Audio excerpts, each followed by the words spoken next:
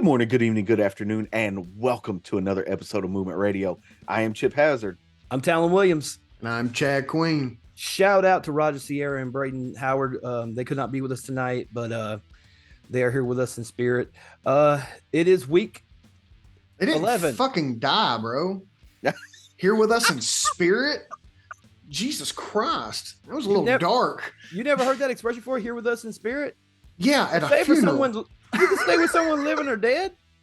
I say it all the time. Fair enough. Continue. Okay. Sorry for the interruption. It's week 11 here on Are You Ready for Some Football? And after an incredible week 10, guys, how are you feeling about it?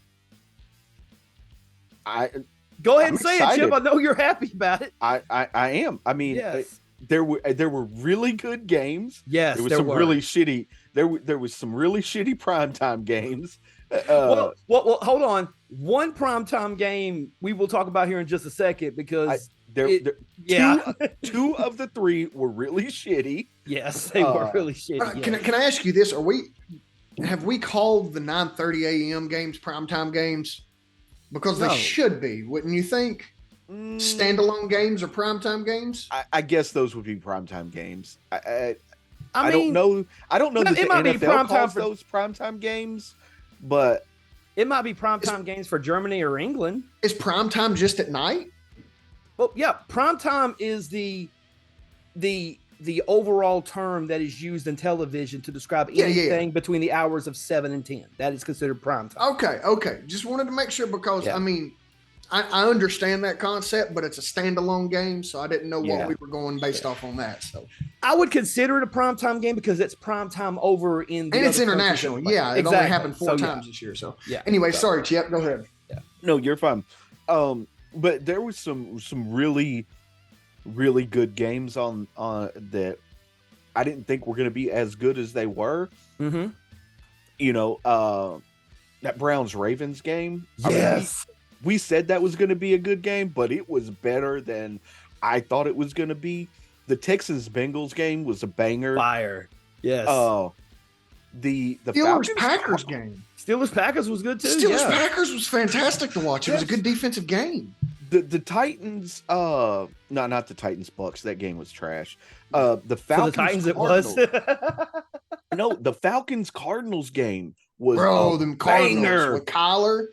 Y'all doubting me. Y'all doubting my dude Kyler, boy. He's still trash. He's back, boy.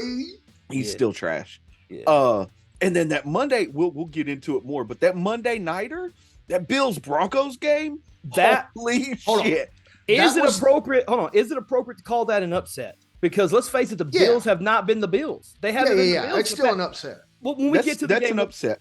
When we get to the game, I'll break it down a little bit more. Okay. But yeah, while we're on that subject, let's just kick it off with why the fuck did I go to that page? Okay, here we go. No, thank you.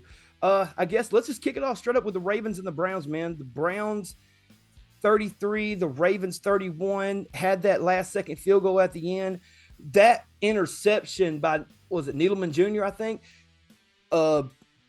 Lamar Jackson threw the ball. It got popped up. Needleman just runs underneath it, catches it. It was almost like a damn punt return almost, and just ran it back into the end zone without even getting touched. I was like, oh, shit, they're really going to come back and win this game.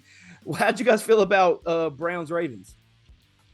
I mean, we all picked the Ravens to win. The Browns came out and did some dirty stuff. Yes, I mean, and I don't mean dirty as in underhanded. I mean, it was just dirty. They did the Ravens dirty. They Dude, did, man. we are so, and I think I said it last week or the week before, the Browns are like the most wishy-washy team in the league. Yep. And so they get beat by They're fucking one of two wishy-washy. I'll explain what I mean here in a minute. Okay, cool. So the Browns, like, they show up and then they don't show up. Like the first time they played the Ravens, they scored 3 points? 3 points, yep. And then this time they come up and put a 30 burger up to win the game at the last minute. Yep. Like I don't understand what's going on with that team. They've got no consistency, but I will say, you've got to say, as much as I hate him and dislike the things that he's been charged with, whatever the case may be with Voldemort, Deshaun Jackson there, the You mean Deshaun Watson? Or Deshaun Watson, yeah. The team's better when he's there. The team is absolutely better when he's there and healthy. Yes. When he went out the week before with that shoulder again, whenever PJ Walker had to come in and he underthrew those passes and got that interception early, you could tell the team wasn't clicking. Right. They're looking good when he's healthy, but he is kind of injured again right now. I believe he'll start this week though. I think he'll start this weekend too. My thing with Deshaun Watson is that Deshaun Watson has to get back to playing at that MVP caliber level that he was playing at beforehand. Now you got to remember, now he was out of the league for damn near 2 years, so almost three. But you get what I'm saying. So essentially, what you're saying, yes. So essentially, what you're saying is he needs to get back to playing like he was in Houston. Exactly. He needs to use his legs. He's still young enough to where he can be mobile and stretch the field, and stretch the play out a little bit, play a little backyard football, and he needs to get back to doing that a little bit more. They need to dial up some of that stuff for him instead of just making him scramble. Exactly. Yeah. But also, I think that's what made him so good in Houston, is because they were dialing up plays that were specifically for his legs. In Cleveland, it doesn't appear that they're dialing up, maybe one or two, but not as many that are designed Deshaun Watson runs. Yeah, but you also got to think that the Cleveland Browns are more about their defense than anything. And Myles Garrett over the course of the last several weeks has become the defensive player of the year candidate, just by the number of sacks that he has. The only person that can rival him right now is probably TJ Watt and maybe Micah Parsons, but that's a distant third, but Myles Garrett has really stepped into his own and has become the defensive force that he needed this team to be. As far as Deshaun goes, man, if he can get back to that caliber, I do think though, I don't think Cleveland's going to do anything big offensively this year in terms of Watson getting these big games and stuff like that. Like, he needs another year under his belt to kind of get his repetitions back in so that next year he can come out stronger. And by the time next year comes around, if Nick Chubb does re-sign with Cleveland, which hopefully he's healthy by the time he comes back next year, then that can happen as well. But yeah, in Baltimore, I can honestly say this. I don't feel like either team played bad. I just feel like the Browns got that last chance and executed. It wasn't like they blew them out like they did to Cleveland earlier in the year. I think this was one of those, I called game of the week on this one because it was the hardest hitting game. It was one of probably the most hardest hitting game of this past weekend. So that's my take on that. Shut up. Okay. She'll be fine. Anyway, let's move on to the next one. Unless you guys have any final thoughts on Browns Ravens. No, I still think the Browns are a playoff contending team right now. I think they are too. Are they leading their division now? Or are they tied? I think Cincinnati might still be leading the division, but I'm not 100% sure. I don't think Cincinnati's leading the division at 5-4. Bro, the Browns are in third with 6-3. Okay. Steelers are in second at 6-3. So the Ravens are still in first. Ravens are still in first. Yeah, okay. Yeah. They're what, 7-2? No, I believe they're 6-3. 6-3. Yeah, but they have a tiebreaker. Yeah. No, they're 7-3. They're a half a game up because they've not had their bye week. Okay. Right. Yeah. So moving on to the next game on the itinerary tonight, the Houston Texans and the Cincinnati Bengals. Another banger of a game. The Texans pulling away with a victory, 30-27. CJ Stroud, I don't know how you can say that he is not only rookie of the year, but he is in the MVP conversation at this point. If you look at just the statistics, take away the team, take away the name, take away the number, and just look at his statistics. His statistics rival all of the quarterbacks that are better than most of the quarterbacks in this league right now, I think. Timeout. Go ahead. Not only has he locked down, as long as he does not get hurt, offensive rookie of the year. Oh, yeah. That's his. Oh, yeah. He is leading the MVP race. There's no question in my mind And I listened to a few podcasts earlier when they were just talking only about CJ Stroud. Right. Currently, he is playing the quarterback position better than Joe Burrow, Yep. Josh Allen, Uh-huh. Patrick Mahomes, Yes. and Jalen Hurts. Yeah. His And odds went down. which is strange because I have statistics here for you. Now, here's the thing. You have to, and the odds makers don't look at it this way. They look at the team, not the player, which is really weird. Yeah. Last week, CJ Stroud was nowhere in the conversation for NFL MVP. This week he is, because the Texans have a winning record. Yep. They don't want to put the NFL MVP on a player that's on a team with a losing record, which doesn't make any sense because he's literally the MVP. Right. Because it's most valuable player. Without CJ Stroud, the Texans don't have 5 wins. Right. They're not in contention to win the AFC South. So I was going to ask you this anyways. Yes. So you don't think this team would have been as good if Carolina took CJ and you all had Bryce? Personally, no. I don't think so either. Okay. I don't here. Okay, so this is. I agree with that because I think I had CJ scouted as a better quarterback coming out anyways. So here's okay. Now, you may not agree with this. I think if you take Patrick Mahomes and put him on this squad, they're not as good. I think if you take Jalen Hurts, I'll explain why. I think if you take Jalen Hurts and put him on this squad, you're only swapping quarterbacks. The team is not as good. Here's why I say that. A veteran quarterback like Pat Mahomes and Jalen Hurts have a certain mindset. I can't win with this team because I don't have true receivers. Okay? A rookie looks at it differently. CJ will ultimately obtain this mindset because every NFL quarterback does it. It's okay, I'm going to win with this team. There's a difference. And that's why I said, and it's not to say that he's better than those quarterbacks or those quarterbacks are worse than him. It's just a different mindset. Because if you look at Kansas City, they don't have a true receiver, and Patty is struggling a little bit. Yeah. It's not what we're used to seeing. Okay. You look at guys like Noah Brown, who was on the Cowboys last year. Mm-hmm. Did you know who Noah Brown was last year? Yes. I didn't even know who Noah Brown was this year until he started performing.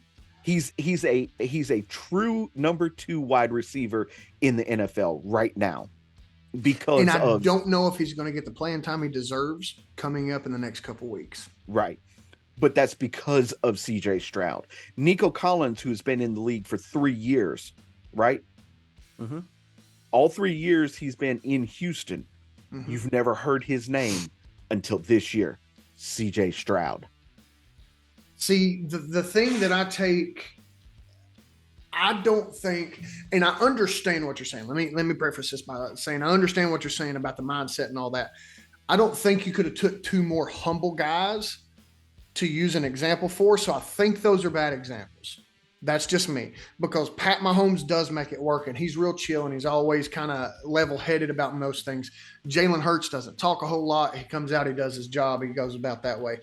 But I understand what you're saying. CJ Stroud is coming in with a killer mindset. I'm going to this was bad team.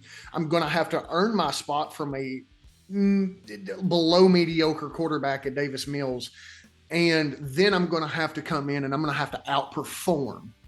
And he's done that so far. And I think a lot of it, and I think we're giving CJ Stroud the credit he deserves, but I think we're overshadowing D'Amico Ryans a little bit with all the CJ Stroud talk. Oh no, he's coach of the year. Okay. He's coach of the year. So just a tiny bit of statistics real quick. And this is why I say CJ Stroud is the front runner for MVP as long as he doesn't get hurt and as long as the team continues on the trajectory that they are, because the NFL is not going to give a player, no matter how good they're doing, the title of MVP if they're on a team with a losing record. CJ Stroud. Or if you're a skill player. Yeah. CJ Stroud, this is through week 10, 291.8 yards per game, first in the NFL. 2,626 passing yards, second in the NFL, but technically it's first in the NFL because the guy that's in the lead has not had a bye week yet. And that's Sam Howell with the Washington Commanders. He is first. He has 15 touchdowns to 2 interceptions, which is the leading touchdown to interception ratio. He is third in yards per air attempt. And what that is it's how many air yards? Yeah, it's 10 or more. They only count it for 10 or more yards. He's third in that. He is second in ADOT, and I'm not 100% sure what that is. Average depth of target. There you go. Okay. Wait, that's a stat? Yes. It's a big stat that they're looking at now. Yes. Oh, what is it? Average depth of target. So it's how far. Yeah, explain it to me. What is it? It's basically how far is down the field. So from the line of scrimmage, no matter where he lets the ball go, to where the receiver was targeted or catches the ball. And so if his average depth of target is 2.3 yards, that means about on average his passes are going 2.3 yards before the receiver catches them. So you're looking at a lot of screens, a lot of slant routes, a lot of crosses, stuff like that. Okay. Then you got people that are throwing the ball out, airing it downfield, that are getting a bigger average depth of target. What was his again? Just curious. Second at 9.5. Okay, so that's pretty damn decent. Yeah. Okay. He is fifth in passer rating at a 101.0, and he is third in first downs at 130 first downs. Now you take those stats and you put them on Jalen Hurts. Everybody's saying Jalen Hurts is MVP. You take those same stats and you put them on Pat Mahomes, they're calling him MVP. And I tell you take why. those. Hold on. You take those same stats and you put them on Davis Mills. No. Kirk Cousins, Derek Carr. Is that Kirk somebody you're Cousins, looking for? Derek Carr, Jared Goff. Yeah, even Jared Goff. Jared Goff's a good one. And they're talking MVP. And I'm using those teams because they have. Well, I don't. Do the Saints have a winning record? I'm using teams with a winning record, and you put those stats on a quarterback that's on a team with a winning record. Okay. They're MVP. Let me tell you why. Let me tell you why I believe this is, and I wholeheartedly believe this, and this is the thing that's always stuck out is, and it's stupid because they're all NFL teams. Every week, an NFL team is playing an NFL team. It's strength of schedule. It is 100% strength of schedule. So the Texans have been bad for the past few years, so their schedule is not as difficult as teams like the Eagles, the Chiefs, the Bills, the Bengals, the Ravens. Yep. And so whenever a quarterback like Patty or Josh or Jalen or whoever does that kind of stuff, they're doing it against the top tier playoff teams with winning records week to week. Yep. CJ Stroud's not doing that. He's going in and he's beating up on the Falcons and he's beating up on the Colts and people like that and the Titans, which is a hell of a lot easier than going around and playing the Cowboys or going out and playing, even Denver with their great defense that they have right now. And the Bills going up against defenses like New England and stuff like that. So that makes a huge difference in why those MVP odds are what they are. Let me tell you right now, just real quick while we're on it before we move on, there are 6 players ahead as of yesterday from Yahoo Sports, there are 6 players with better odds to win the MVP than CJ Stroud right now. He is currently in 7th. So I'm going to assume those they're are all quarterbacks. Can you name them? Of course they're all quarterbacks because fucking Tyreek Hill and Christian McCaffrey aren't going to fucking get any MVP votes. They should, but they won't. AJ Brown's not on there. AJ Brown is not either. Yeah. I'm going to say Jalen Hurts is one of them. I'm going to say Patrick Mahomes is one of them. I'm going to say Tua's probably up there on that list too. Tua's on that list. Brock Purdy. That's the top 3, by the way. Brock Purdy is not on the list. He's not? Okay. No. Josh Allen. Josh Allen is on the list. I don't see how. Lamar Jackson. Lamar Jackson's number 4, and you're missing number 6. Deshaun Watson. Nope. No, Kirk Cousins. Same division, though. Joe Burrow. Joe Burrow. Okay. They're all ahead of CJ Stroud right now. I don't see. Well, we'll get into but it if you look at their statistics, and I'm just saying, if we're gonna do this, we've got to go by. If you look at all of those 6 people that I just named that are ahead of CJ Stroud, their statistics are worse. Yes, they also are all playoff teams with a No, they're not. No, they're not. They were last year. Okay. They were last year. But we're not talking about last year. We're talking about this year. Whenever we talk about strength of schedule, that's where you get your strength of schedule is how you performed the year before. So fair enough. All playoff teams, and all those teams made a pretty most all of them. 2 of them went to the Super Bowl, made deep runs, and so they're going to get the stronger, more competitive strength of schedule because they're going to put those teams, like we're seeing this week, Philly versus Kansas City, they're going to put those teams up against each other's divisions to make it fun, and to give you some of those playoff ramification matchups in midseason. Yep. I just don't see how you can sit. We have already beaten the Texans. Have already beaten 1, 2, 3. Were the Saints in the playoffs last year? The Saints. Who won that division? So. No, it was the Buccaneers. Bucks. Okay, so we've beaten the Jaguars, who were in the playoffs last year. We've beaten the Saints. We've beaten the Bucks, who were in the playoff last year. Beat the Bengals, who were in the playoffs last year. Beat the what was the other one? The Colts. They were in the playoffs last year. So I'm not saying that they're not playing good teams. I'm saying that their strength of schedule is way below what everybody else's is that's on that list. I don't disagree. Oh, we also beat the Steelers. They were just outside the playoffs last year. Yep. Just outside. It was like a half a game. So, but I digress. I'm just saying, in my mind, in Stephen A's mind, in Shannon Sharp's mind, in Dan Orlovsky, in oh shit, what's the guy that Shannon Sharp, I cannot remember his name, used to be on the show with Skip Bayless. Bayless. Fuck Skip Bayless.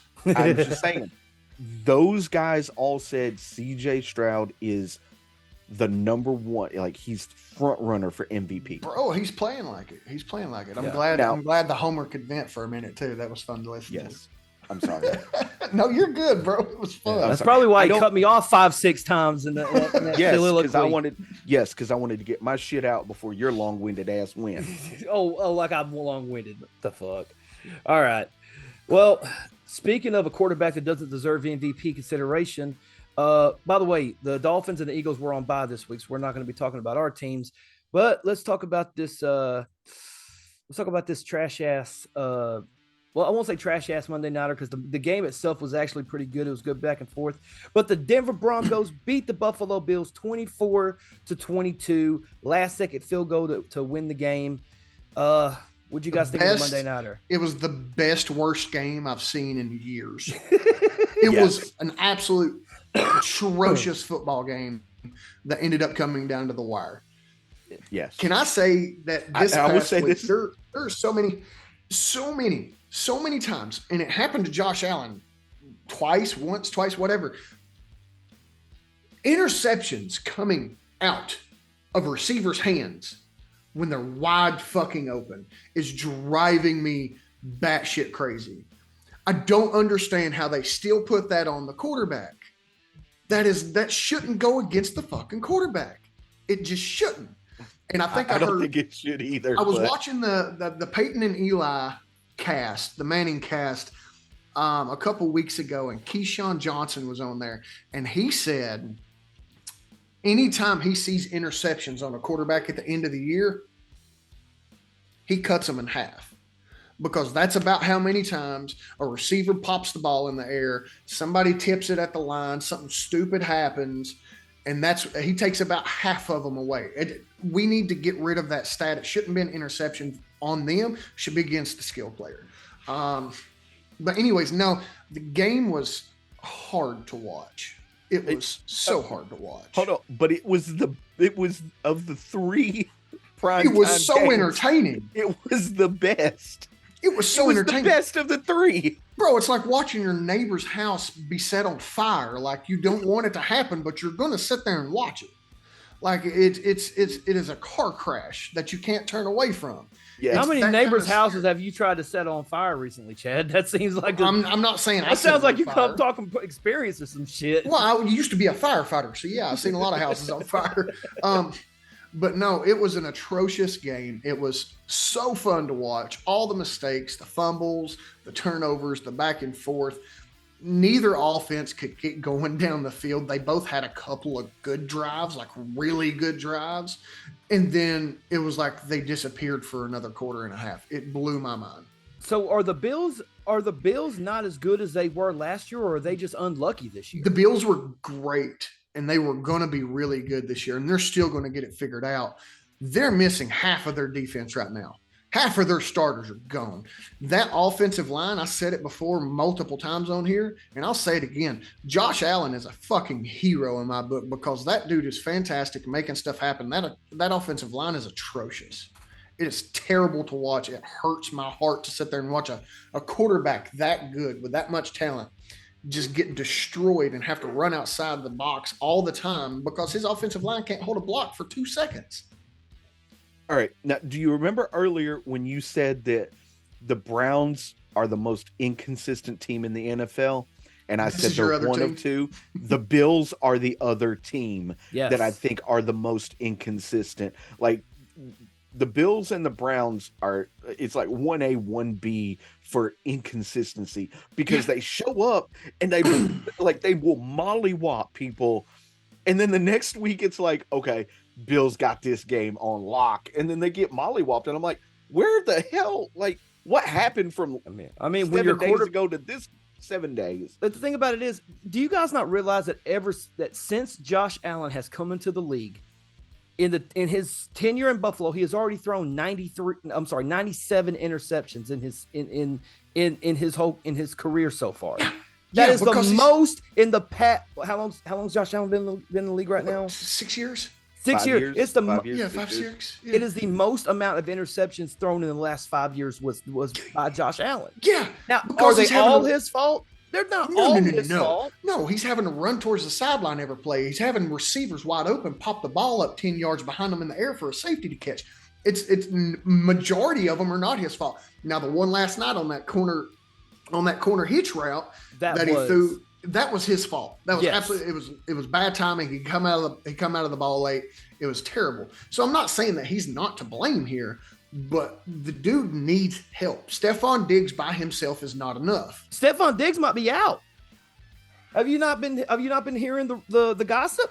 He might be out after this year, but he's Trey. Well, that's what I'm saying. Trayvon Diggs, Stephon Diggs' brother, who plays for the Cowboys, and God bless him. We're praying for him. Hope he gets back, healthy soon. But Cowboys. Fuck the Cowboys, but I don't hate people. Well, except some people. But anyway, but no, he pretty much said, get him out of there. Make sure that he don't need to be there. And there's been you can't sit there and tell me that there's not nothing. You can't tell me there's nothing going on in that locker room. You can't tell me that there's not infighting in that locker room. Here's the thing. What does he mean by he doesn't need to be there? Is it he's too good for the team or he's costing the team wins? Oh, he's definitely too good for the team. When you don't get targeted, when you don't have anything coming your direction, Like, why do you think Ken Dorsey got fired? I was about to Just say, I think because that's his why game- Ken Dorsey's gone. Yeah, that's the They weren't that's the scheming it exact up. reason. It's Yeah. because last night, Gabe Davis and Dalton Kincaid were the two most targeted people on the team. They had 9 targets apiece, I think. And Stephon Diggs only had like what, 3 or 4? Yeah. It's insane. You can't do that with a player of his magnitude. And you can't blame it on the coverage. They're playing the fucking Broncos. You can't blame it on the coverage. Before I forget about this, and I don't endorse this whatsoever, but have you seen the memes going around? I heard about this earlier. One of my buddies told me about this. They're saying there's a meme going around. I'm not exactly sure what it says, but the 12th man on the field last night, whenever they missed that game-winning field goal, was Damar Hamlin. And there's a meme going around showing that picture of all 12 of them on the field and Damar Hamlin standing back there, and this little girl screaming, "Why didn't you just stay dead?" And I was like, holy shit, who the fuck is putting this stuff together? Oh my God, people are fucking horrible. I'm like, how Bills fans, what are you doing? Oh my God. Stop talking about your team and your people like that. Right. That is insane. It's insanity. Fucked up, dude.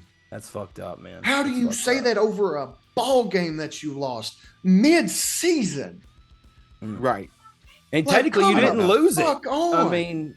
I mean, but I do find it funny that earlier this year, in the season, we were talking about how when was the last time an offensive coordinator was fired when we had the discussion about Matt Canada, and now 2 of them have been fired this season in mid-season. So there's might something not be crack the down a last lot. either. Oh, it Might won't not be the last. One more thing that I want to talk about before we get to the power rankings, because obviously without Roger, we're not going to have Roger's question of the week. Did either of you watch the Texans Bengals game? Yes, no. No, because after on my Paramount Plus, it switched over to Baltimore, Cleveland. So I caught the tail end of that one. So, what about the CJ Stroud interception that turned into a fumble and got the ball right back? I mean, I must have missed that in the highlights. Some of the weirdest shit, man. It happens more frequently than it should in this fucking league, and I don't understand. It's so weird. It's so weird because offensive players aren't taught to be defensive players and like punch the ball out and shit like that. But sometimes those linemen will put a hand on you real quick, and there you go. Quick. Yeah, they will. Quick. Yes, they will. It was like interception. I'm trucking it back. Tackle. Boom. I lost the damn ball. Like, yeah. There's a reason why you're a damn defensive back and not a receiver. Because you can't get your fumble. You don't know what ball security is. Yes. Exactly. They teach you that shit in Pop Warner. Yep. All right. All right, move on to our power rankings. Yes, power rankings for this week. Of course, we're going to, let me scroll down to this motherfucker at the bottom real quick. Don't give a damn what Russell Wilson has to say. Click. There you go. So we have a new bottom of the barrel team, which is the Carolina Panthers at 1-8 at the number 32 spot. I only want to mention this just because I fucking hate them. The New England Patriots have dropped to rank 30, which is the lowest rank they have had since 1993. Good. I was hoping when you said there was a new team on the bottom, I was hoping you were going to say New England. Oh, I knew it was Carolina, but I was hoping New England.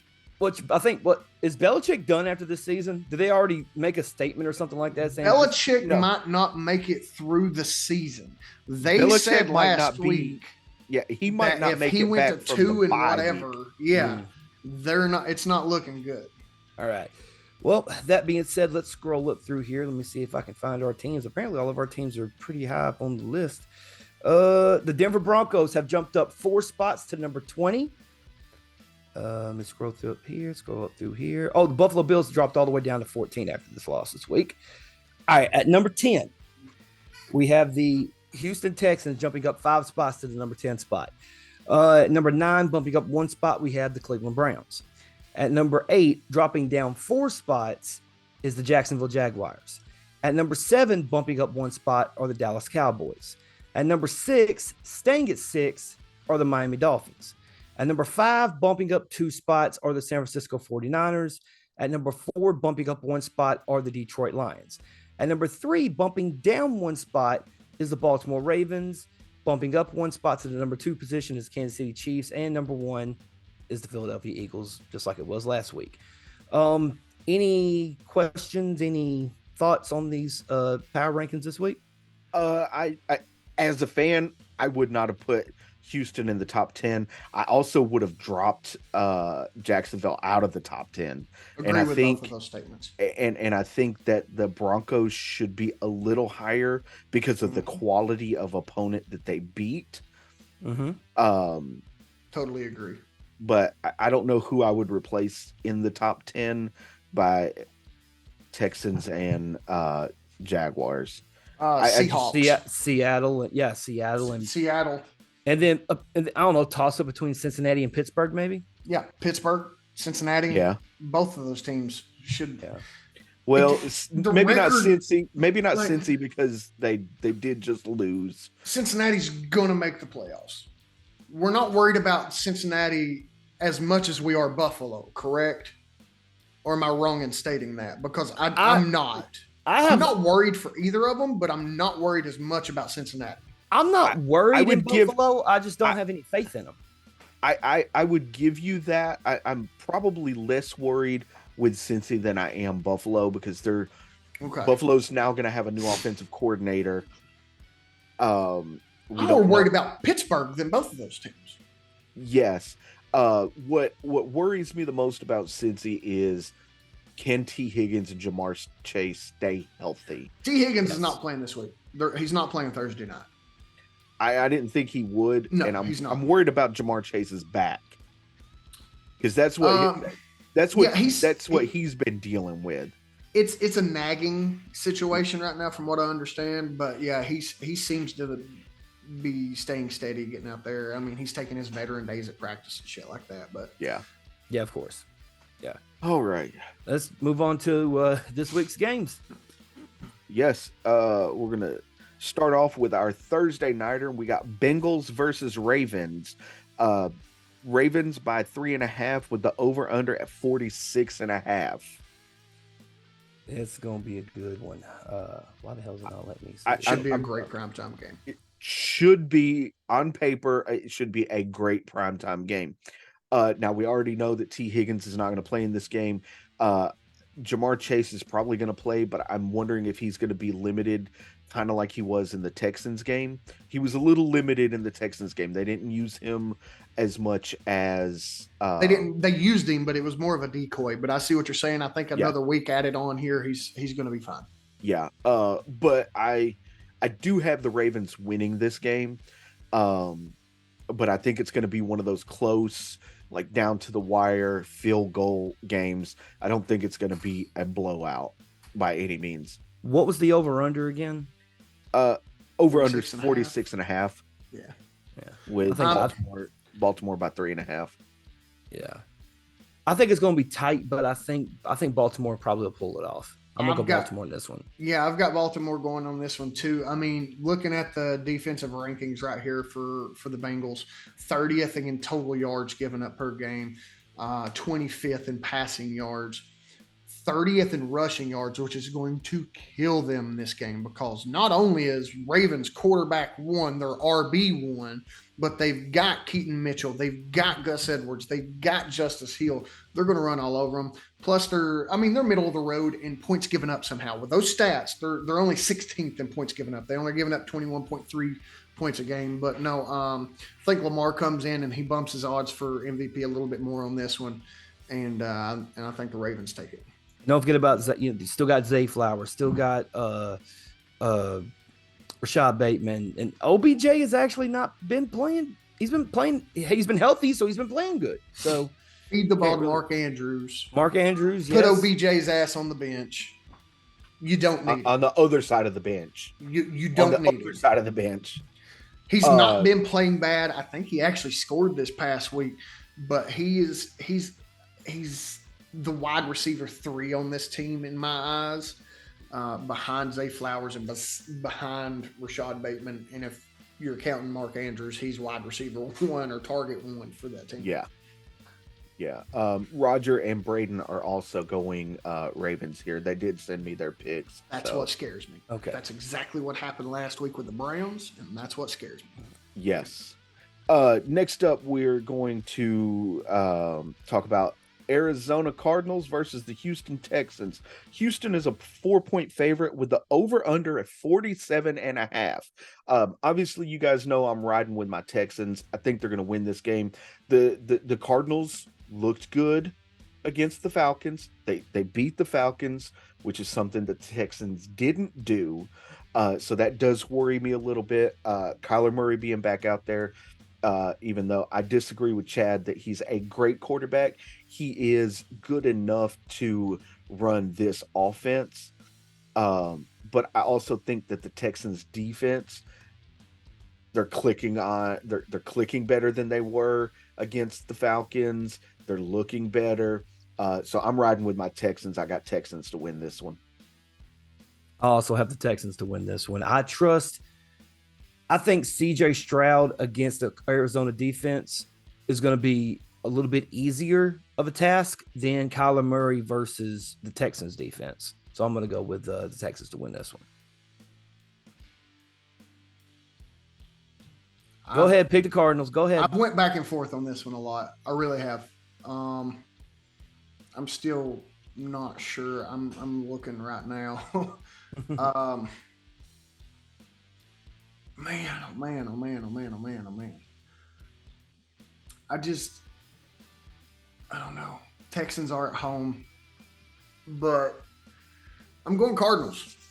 Told you. Okay. I'm going Arizona. Nope, that's fine. James Conner's coming back. Kyler's back in there, or James Conner's back now. They're going to start rolling and winning some games. Well, just so you know, we're also getting Henry To'oTo'o and Jimmy Ward back this game. Where Dameon Pierce is also back this game, and so is tight end Brevin Jordan. See, Dameon Pierce doesn't scare me right now because they don't know how to use fucking running backs in Houston. They just don't, and it's driving me crazy. You've got two good running backs. Use them. Okay. I hope you're wrong, but I did say that Kyler can run this offense better than the quarterbacks that have been there previously. So, Roger's going Texans. Braden's also going Texans on this one. You knew from the get where I was going. Yeah. Next up, we're going to talk about the Pittsburgh Steelers at the Cleveland Browns. Now, Cleveland is only a 3.5-point favorite with the over/under at 36.5 here. I've got the Browns winning this game. I still don't trust that Steelers offense. They did just win this week. They beat the Packers. I had the Packers pegged to win that one, so maybe I'm shooting myself in the foot by saying the Browns here. But the Browns are also a much better team than the Packers, so going Browns here. I'm also going to go with the Browns. Their defense is better. Excuse me. Their secondary is definitely better. I'm gonna go with the Browns on this one. I think the Steelers are going to play them rough. They're going to play them hard, but I still got Cleveland. Yeah, it's going to be one of those divisional games that we like to watch out of the AFC North, and they're always hard hitting. That's why the over under so low is because defense. Even when Pittsburgh's not great on defense, they're still getting the job done against the divisional teams. So I'm going the Browns on this one at home though. Yeah. I don't know if I'd take the under though, because I mean, Baltimore and Cleveland this past week, it was over. The over was what, 40 something. They went way over it. The problem with this one is I think the odds are a little swayed because of the records and the Steelers being good on the road this year. I think Cleveland's got this one in the bag by more than 4.5.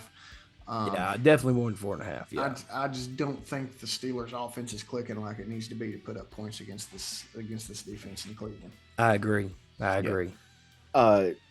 Braden and Roger are also going Browns here. Next up, we got a AFC South matchup: Tennessee Titans versus the Jacksonville Jaguars. I'm going Jaguars here. I don't trust a damn thing that the Titans are doing. They don't know how to use Derrick Henry anymore. D Hop is not catching balls that he should be catching. Will Levis looks much better than Ryan Tannehill, but it's not. Much. This will only be his third game, so you got to give him the rookie jitters. There, a lot of rookies have jitters, not all of them. Jalen Hurts didn't have jitters when he started as a rookie. Patty Mahomes didn't have jitters when he started. CJ Stroud hasn't had jitters. Tua didn't have the jitters. Like there are a select few, and those are what we call elite quarterbacks. Those are people who don't put mayonnaise in their coffee. Exactly. So I'm going with the Jaguars here. Now the Jaguars are a 6.5 point favorite with the over under at 39.5.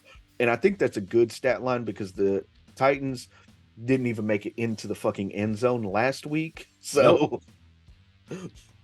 yeah, I'm not impressed with either team right now, honestly. I know Jacksonville's still inside the top 10 of the power rankings. They're a darling of the NFL right now because it's a really young team. They've put some pieces together over there with Kirk and Lawrence and ETN and Calvin Ridley making a big splash coming back as week one, but hadn't done shit since. I was going to say, where's that dude been? Yeah. Everybody was hyped up on that team. And they're going to be a good team. They're going to win the division probably. They're going to end up making the playoffs. It's fine, whatever. Jacksonville wins. I don't know if I don't know if they're going to win the division. You can't guarantee me they're going to win the division. No, you can't. They still got to play. They still got to. Texans. Houston. Dude, Houston is second. Houston is second in the division and already have a win over the Jaguars. And they're going to get another one because their next game against the Jags is in Houston, correct? Yeah. I mean, it's pretty self-explanatory. I won't say that's a guaranteed win, but right now we hold the tiebreaker. Yeah. Yeah, but you're also a couple of games back. One game back. Yeah. Is that because of what are y'all 5-4 and Jacksonville? They're 6-3. Yeah, so that's one game. One game back. So that's one game back. Yeah. I still like the Jags in this division over the Texans right now, but I'm not impressed with any team in this division right now. I'm more impressed with Texans. I'm more impressed with Houston because of what they were supposed to be and what I thought they were going to be, but they're still not impressive to sit and watch. They have a player that's impressive to sit and watch. But I'll take the Jags in this game. Okay. I'm gonna go Texans in this. Wait, what? I'm gonna go. Sorry, Jaguars. We were just talking about the Texans. Sorry. I'm gonna go. I was fixing to say if you were picking the Titans, there's something I need to know. No. We were just talking about the Texans, and it made me just think Texas. No, I'm going with the Jags in this game. The Titans, I don't know what the hell's going on. They can't figure out what to do with Derrick Henry. I think Mike Vrabel might be losing his hold on this team in some weird way. I don't know any other way to say it. I don't think it matters. I think he's going to Indy. I think he's going to New England as soon as. So he's just so are you suggesting that Mike Vrabel is just phoning it in at this point? No. Not at all. I think Mike Vrabel's up against it because he only has one good player on the team. Two good players on the team, and an elder D Hop and an elder statesman in Derrick Henry as well. And they got rid of Kevin Byard. Yeah, got rid of Kevin Byard. The defense is trash already. They were just trying to get something in return for that. Then you've got Treylon Burks can't stay healthy. Nope. You've went through 3 quarterbacks this season already. Nothing's going right for this team. I thought this team was going to be better than what people expected them to be at the beginning of the season, but they can't stay healthy. They can't keep players on the field. They're getting rid of pieces. It's a train wreck right now. I honestly, at the beginning of the season, I thought the Titans were going to run away with this division, and they're in last. Yeah. I think I actually picked Tennessee to win this division in our predictions. I think so. Yeah. So Roger and Braden are also going Jaguars here. Next game up, we're going to talk about the Las Vegas Raiders at the Miami Dolphins. Now, here's the stat line for you. Miami by 12. Okay. And the over under at 47.5. I think it's safe to say it's Dolphins across the board, correct? I mean, I'm going Dolphins here. Yeah. I know you're going Dolphins here. Yeah, I am. Yes. It just boils down to Chad. Is Chad going Dolphins or Raiders? I'm not an idiot, man. Yeah, I'm going Dolphins. Raiders, I mean, they're looking better with Antonio Pierce at the helm. I mean, they are 500. Yeah, they're not a terrible team. They're middle of the road. Devontae Adams it seems like it paid off his bitching a little bit because he got the ball more this week than he did the first week with because with he's Aiden the best. O'Connell. Is it Aiden O'Connell that's playing quarterback over there right now? And he doesn't look terrible either. He's just a rookie, and he's come in middle of the season, and he's getting thrown into the fire. I'm going a rested Dolphins team. Yes, please. Yeah, arrested Dolphins team after we just got embarrassed in Germany 2 weeks ago. Yeah, you go with the Dolphins. But you got to give credit to Antonio Pierce, interim head coach, for pointing out the obvious. Like, he is one of the best wide, and talking about Devontae Adams. That's what, yeah. He's one of the best wide receivers in the game. Why are we not using him? You have Josh Jacobs, who is one of the best running backs in the game. Why are we not utilizing him to the best of your ability? That dude got a ton of work this past game. We have is Hunter Renfrow still? He is, but he's just a slot guy right now. Jacoby Myers is playing out of his fucking mind this year. Yeah. Now, I don't think I'd be lying if I said the Raiders didn't scare me. Here's the thing: I don't think the Raiders are going to win, but I think they're going to put up a fight. Oh yeah, it's going to be a game. I think it's going to be a fight. The Raiders maybe defend. The only person on that defense I'm really scared of is Max Crosby, because he's another candidate for defensive player of the year, provided he can stay healthy and provided he can get, because I think he has like it ain't most sacks, but it's like most tackles for loss or something like that. He's like 1 and 2 up there with TJ Watt, I think. I can't remember off the top of my head where they place him. I think they said he's number 4 behind Myles Garrett, TJ Watt, and Michael Parsons. Yeah. He's balling out of his mind right now. So yeah, but I am going with the Dolphins to win this game. I think it's going to be a fight. So let's go. It was Dolphins across the board. Yes. So we've actually been across the board on everything except the Texans Cardinals game. So next up, we're going to talk about Cowboys versus Panthers. Now, the Cowboys are a 10.5 point favorite with the over under at 42.5. Why the fuck are we talking about this one? I'm assuming that's Cowboys across the board. Fuck the Cowboys, but yes, Cowboys across the board. Yeah, the Cowboys are going to beat the absolute dog shit out of this Carolina team. They're going to embarrass them. They embarrassed the Giants this past week because they're a division rival, and they did it on purpose this year. Yeah, they done that on purpose. There's no need really in driving a score up like that when they kept passing the ball late in the fourth quarter like that. No, they did it to make a statement, and they're going to Carolina and they're going to make a statement. Philly pissed them off when we beat them, and now they're going around beating up on bad teams, and I mean really bottom of the barrel bad teams to try to make themselves look bigger and badder until we meet them again. So they're not worried about anybody in their way on the way to Philadelphia again. One quick question though: is Brian Daboll's job in jeopardy because of the way the team has been? It might be.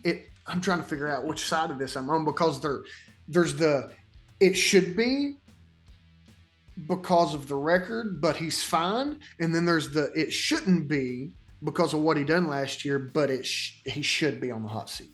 And I'm trying to figure out where is it right now? I think you need to give him more than 2 years. I think this is a really, really tough division, and with 3 really good defenses that you got to go up against twice. And they've not stayed healthy. They've missed their quarterback that they just paid a lot of money to multiple times this year already. I don't think you can throw all the blame on Dave. Chip. All right. Now, what were your thoughts on Dave? I'm kind of there with Chad. Like it's one of those, like you got to give these guys a little bit of time. I hate when they do these like one and dones. Like the Texans did it 2 years in a row. uh, one and done. And I was literally scared for D'Amico Ryans when he came in, but I don't think there's anything to be scared of now. No, not now. And it's proven that when you give them time, it works out. Look at Dan Campbell in Detroit right now. Yes. Yeah. Let him work. Absolutely. When you find somebody who does a good job, let him go. Speaking of Detroit, the next game we're going to talk about is the Chicago Bears versus the Detroit Lions. Now, Detroit is a 9.5-point favorite, with the over-under being at 46.5. Does either of you believe that the Bears are going to win this game? No. I think they'll put up a fight, but no, Lions got this one. Now, I have a secondary question. Okay, go ahead. Well, I want Chad to give me his pick. I'm taking Detroit. I'm taking Detroit at home, even though they. I don't know. Yeah, I'm taking Detroit, even though Justin Fields might be coming back. All right, now here's my follow-up question: is Justin Fields on the hot seat as the starting quarterback after they went 2-2 without him on the field? I don't think so because of Tyson Bagent. I think so more for Caleb Williams coming into the draft next year. I don't think it has anything to do with Tyson Bagent. If Caleb Williams goes into the draft, because he has said it depends on what team he goes to, and we know that the Bears we're not on that list. They're not on that list for one, and they don't like to spend money to upgrade their offensive line. But so that's the beauty about Chicago going into the draft this year. They've got 2 top 5 picks because they got Carolina's pick this year too. Yep.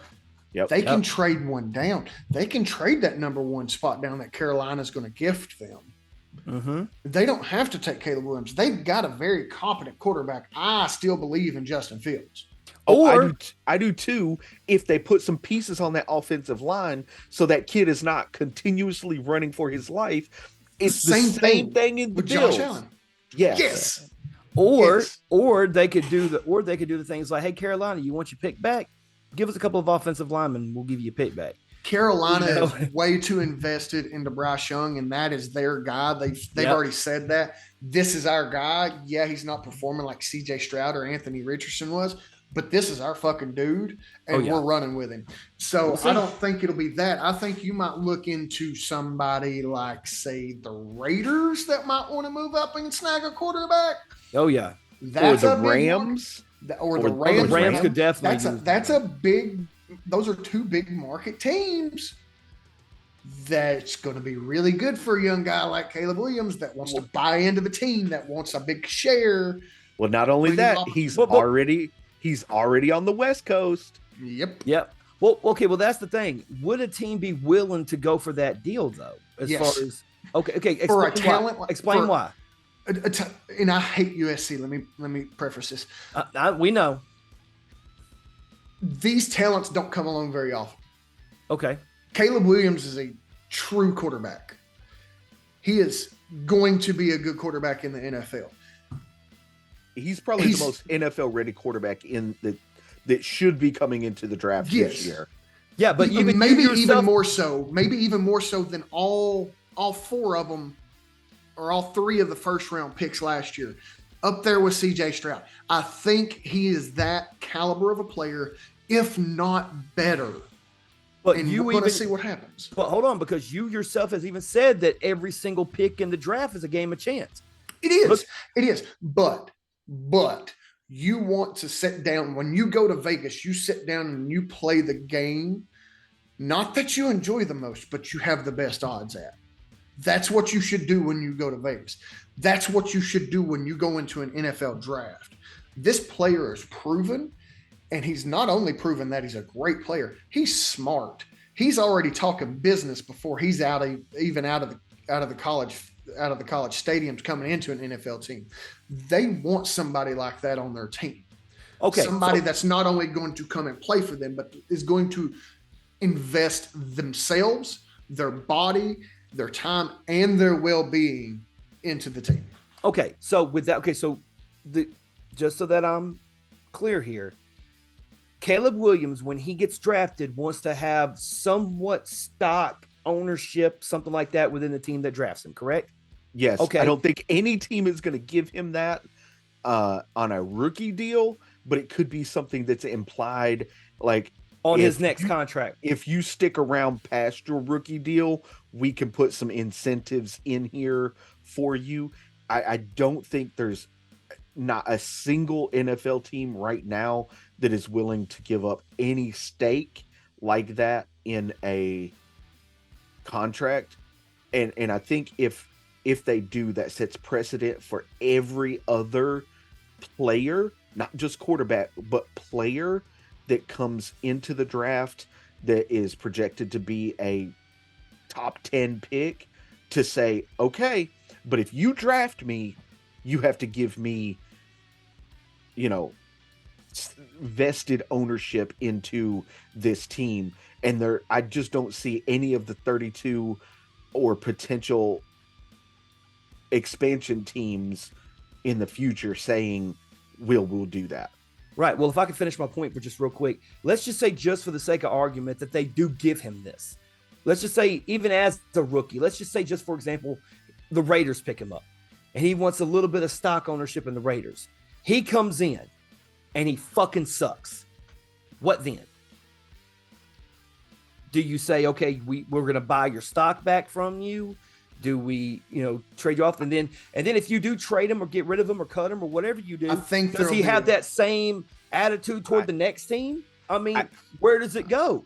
I think if given any stake in ownership, there's definitely a clause in there that gets the team out of giving that to him. I don't think it will be, and I don't know enough about contracts and negotiations within the NFL. I mean, I know quite a bit about them, but not enough of this.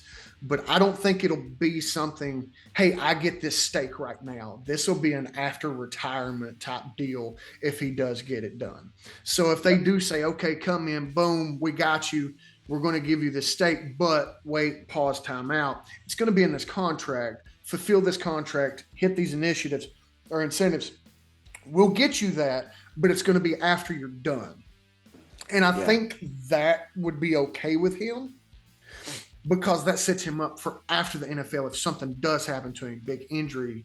I mean, could you imagine if Tua had that in his contract right now? He would have probably already been retired, because he's fine. He's got a stake in the team. That's if it happens, I see it happening kind of like that. Right. Yeah. But going to what Chip just said, what's the incentive for other players to do it as well? It'll pretty much be a damn player ran league at that point. Then no, it already is. But here's the thing: you're going to get players coming out, even at the bottom, mid first round, that are not anywhere near the caliber of player that he is, and teams are going to laugh at him and say, "Ha, good luck finding a job," because they're not going to get picked up by any NFL team, and they'll all be in Canada. Yeah, and then the NFL starts to drop down.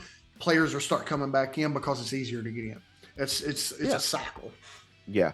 I also just to touch on that just a little bit. I also don't think the NFL, like the governing body that is the NFL, will allow them to do anything where it's you get the stake now. I think like Roger Goodell and the like board of whatever they're called will like override any of that and say, look, you can't do this to where the player comes into the league and has vested interest. It's going to have to be, if you're willing to do that, it's going to have to be a 10-year, like in the contract, like this kicks in 10 years from now kind of thing. Right. And you also have to make sure that the player is actually good enough to play on the team to a level to where, like, if you come in and then you get that deal and maybe after the 10 years, you can get the stock, but then it's like, okay, you've been with us for 5 years and you don't have anything to show for it yet. Like, why are we investing in you? You know what I mean? So again, it's a slippery slope, man. All right. So moving on to the next, we got the the Chargers versus the Packers. Chargers are a 3-point favorite with the over under at 44.5. This one was a toss up for me.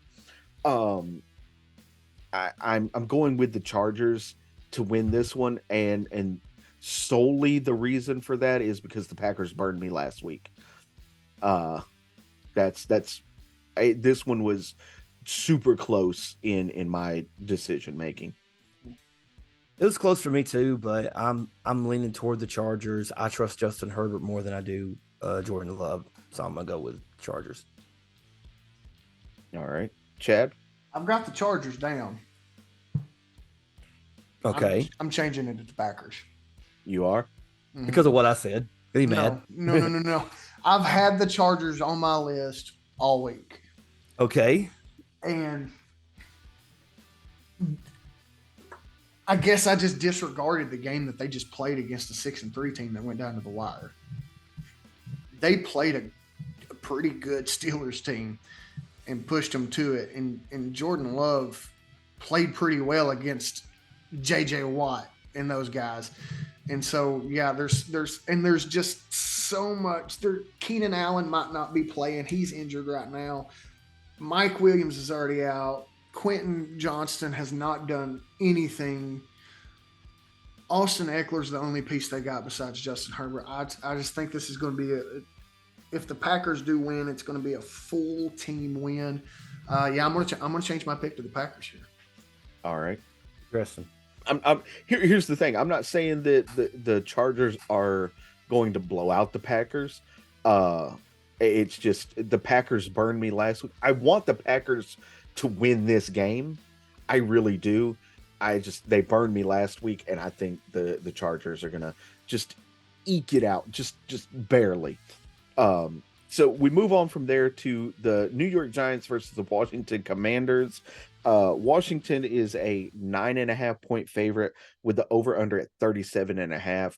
And I'm going with the passing leader in the NFL currently with Sam Howell and the Commanders to win this one. Sam Howell.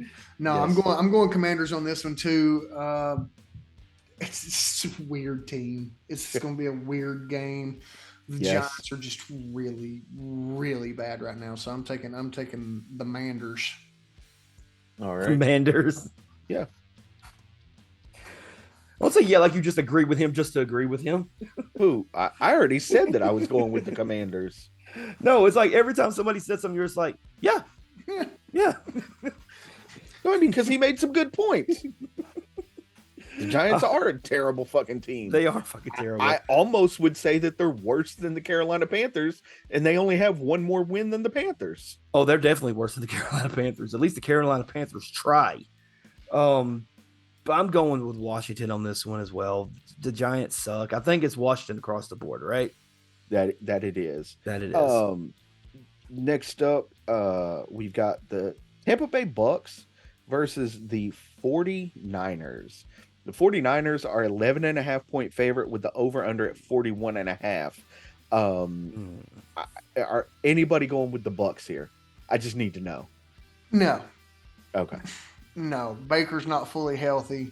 Debo's back. He is absolutely the difference in this team. We've seen him go on a 3-game drop whenever he was gone. In comes Debo.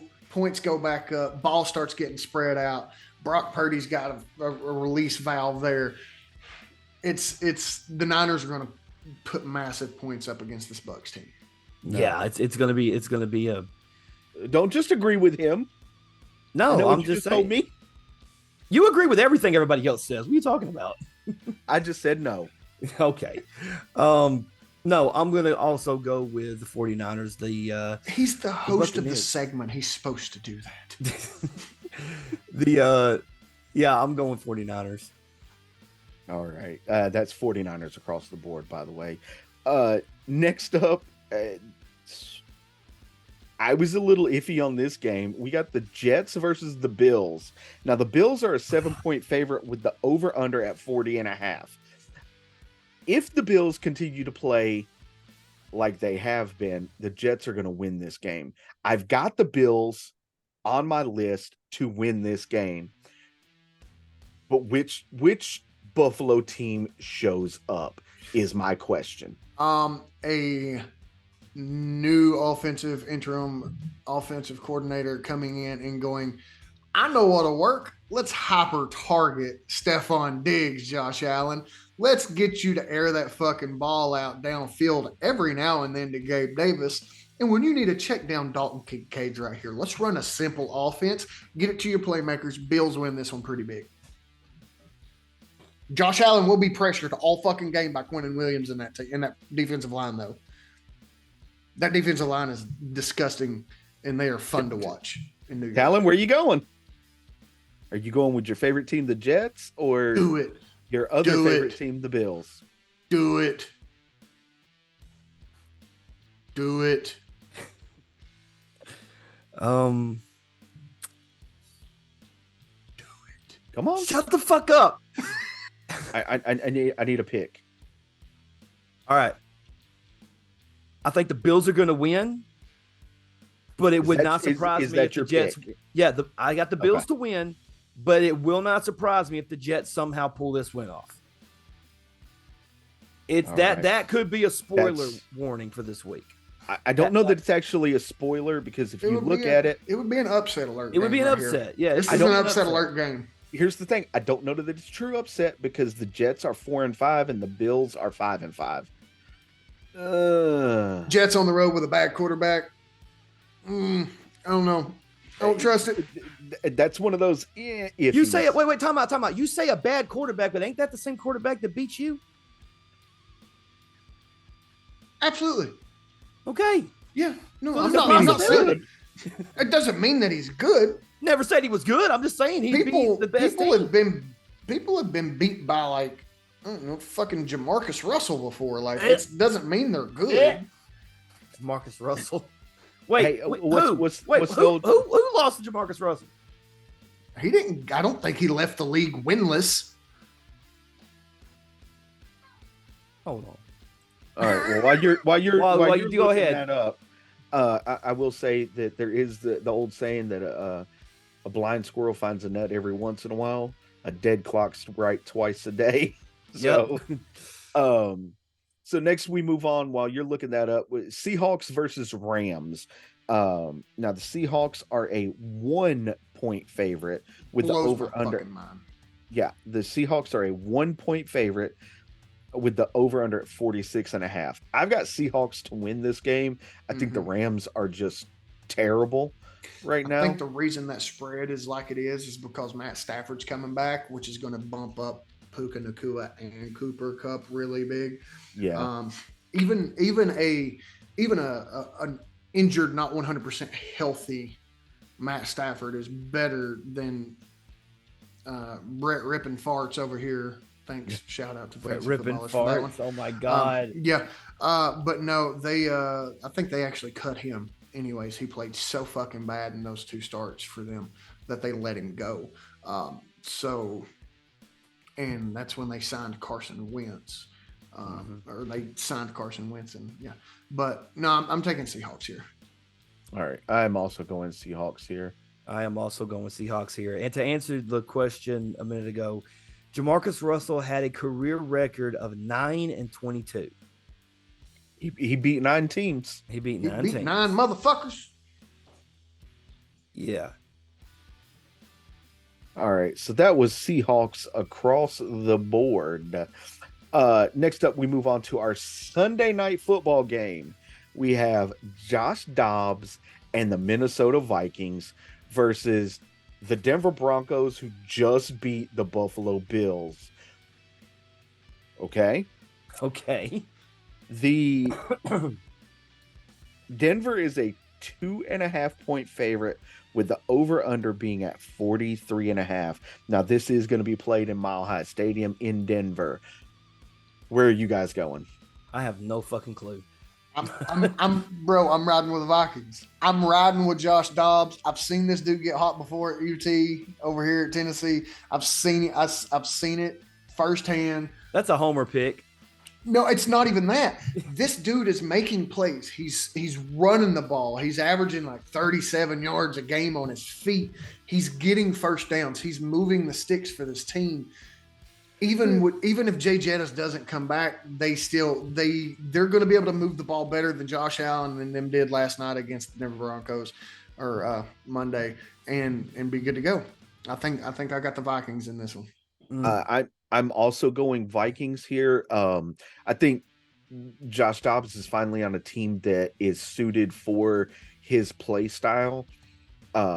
And it's working. There are things that are happening there, and he may actually eke out an extension to this contract and stay in Minnesota for a little while.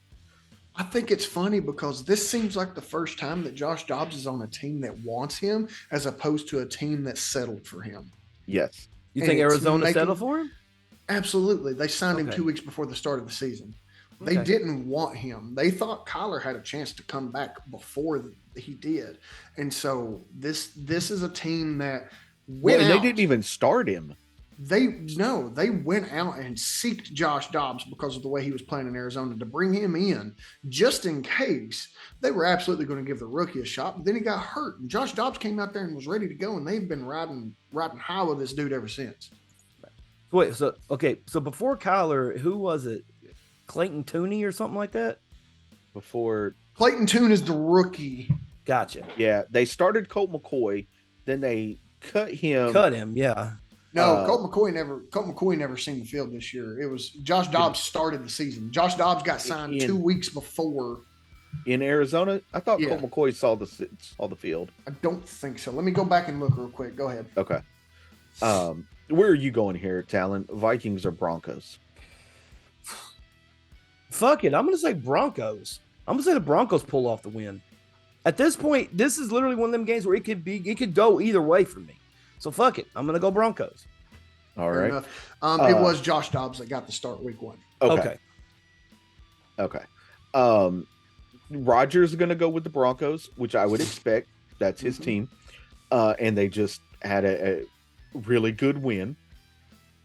They had 2 back-to-back good wins. And Braden is going to go Minnesota here. Okay. So from there, we move on to our Monday night football game. It is the Philadelphia Eagles walking into Arrowhead Stadium to match up against the Kansas City Chiefs. Now, the Kansas City Chiefs are a 2.5-point favorite. I assume that that's just because they're playing in Arrowhead. The over-under here is at 45.5. Clyde Edwards-Helaire is questionable for this game for the Chiefs. I don't think it matters really because he hadn't really done shit. I'm just saying. And for the Philadelphia Eagles, Justin Evans is on IR. Bradley Roby and Grant Calcaterra are both questionable. Questionable on a Wednesday or on the day that we're recording this. Tuesday. Yeah, questionable probably means they're going to play. When Thursday, Friday get here and we look at those injury reports, I think you'll see a different. Got to really pay attention on those days. Yeah. Then, because it's in probable, questionable, doubtful, out is what it is. So if you're in that middle tier of questionable to probable, then you're probably going to play. Doubtful is normally when you're like, maybe we should sit you out for at least one game, maybe healthy inactive or something. But now, whatever. I say all that to say that I 100% believe that the Philadelphia Eagles win this game and move on to 9-1 and undoubtedly, unquestionably can be named the best team in the NFL currently. As much as I was going to say, Chad, I'm not even going to ask you. I'm putting Eagles down because if you pick anybody other than the Eagles, I will kick you in your surgically repaired shoulder. There's not a chance. There's not a chance that I'm not taking the Eagles. I'm riding them every year, or I'm riding all the time anyways. But this year, especially now that they're clicking, they're getting healthier. They're off a bye week. Both teams are coming off a bye week, if I'm not mistaken. The difference is, yes, our secondary is not what it's supposed to be this year. We're going up against a good Kansas City Chiefs team, Super Bowl champs, okay? But their receivers are not on par. They're just not that good. Travis Kelce is going to be an issue. He is. He always is. There's going to be a ton of points scored this game. But Jalen Hurts wants this game so bad. Jason Kelce wants this game so bad. A.J. Brown would give anything to have this game happen again in the Super Bowl. These guys want this, and they want to come in and prove that they can do it, not in a neutral field, in Arrowhead. They want to come in and say, stamp it, let's meet again. Here's what we're about this year. Rough and tough football, go Birds, Philly for the dub. Allen. As much as I would like to go with the Philadelphia Eagles, I got a funny feeling in my gut that the Kansas City Chiefs are going to win this game. The reason I say that is because this Philadelphia Eagles team offensively is great. Defensively is good. Now, does Patrick Mahomes have the wide receivers outside of Kelce? No, he does not. But I think that Mahomes has the best defense that he's played with. This is the best Kansas City defense. This is the best defense Kansas City has had in the Patrick Mahomes era. So I look at that from that perspective, and I think to myself, is it really going to be a matchup between? I'm not looking so much at Patrick Mahomes against Philly's defense. I'm looking at what Jalen Hurts and that team can do to this more improved, more evolved Kansas City defense.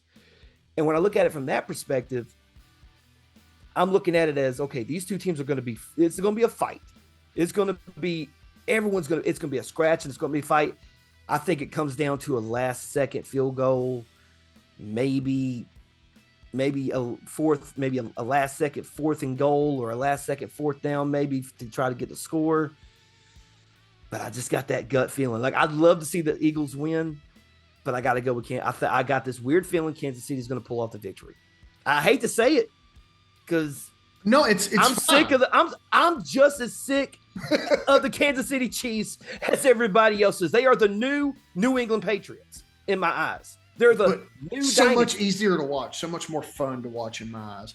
I see what you're saying. This is a fantastic Kansas City defense this year, and I get the pick. I get it. It's Kansas City. They're at home. Patty's healthy. Travis is healthy. A good defense. Andy Reid's still the coach. They got everything going for them. I understand. I totally get it, but I got to go with my boys.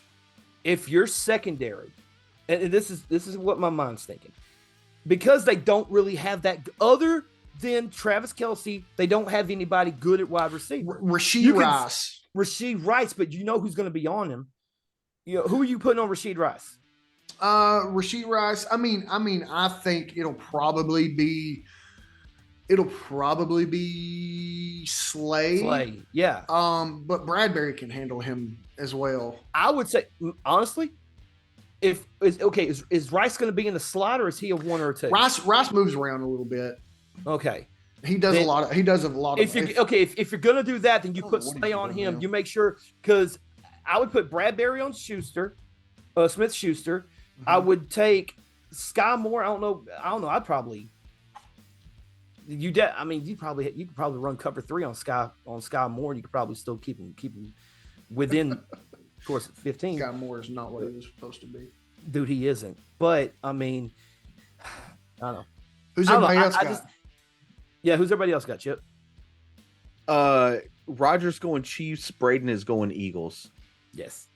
So, Roger's doing that just to spot me, that motherfucker. I think that, at least I came with some intellectual something. So it's funny. It's funny if you look down through, Talon and Roger have identical picks from top to bottom. Mm-hmm. Oh shit. Braden and I have identical picks from top to bottom. Oddball bitches. Well, yours, mine, and Braden's are identical, except for you went Cardinals, where we went Texans. So, and real quick before we get out of here, last week's records, Braden actually won the week at 10-4. I don't believe it. Picks came in late. Roger and I came in second at 9-5. You were in third, Chad, at 8-6, and Talon, you broke even at 7-7. Hey, at least I broke even. Yes. I had a bad week. Yeah, it happens. So it happens. But with that being said, please do not leave without leaving a like, comment, share, and subscribe on Spotify and right here on YouTube. You got anything you want to say, Bear Claw? Maybe it's the same thing week after week. Fly Eagles fly, go Birds. You could have muted him at any time, Chip. All right. That being said, also make sure you check out streamlabs.com/movement radio /merch. Go copy some merch. Check us out on all of our social media platforms: Facebook, Twitter, Instagram, and TikTok. MovementRadio.us, your one-stop shop for Movement Radio. Thank you guys for tuning in, and let us know your picks down in the comment section. Who you got winning? Who was right? Who was wrong? Just let us know, and we thank you guys for joining us tonight. I am Chip Hazard. I'm Talon Williams. I'm Jack Queen. And this is Movement Radio. God's plan.